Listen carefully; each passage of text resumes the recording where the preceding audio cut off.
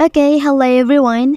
Here I want to provide a tutorial on how to allow Chrome to access contact on an Android device.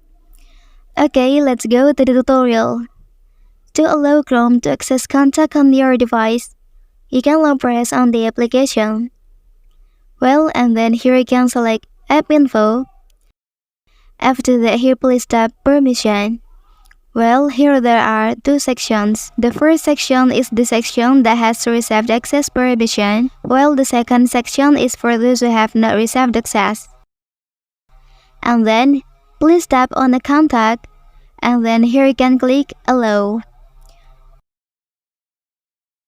Okay, that's the tutorial on how to allow Chrome to access contact on an Android device. If you are helped by this video, don't forget to like and subscribe to get other information from this channel. Thank you.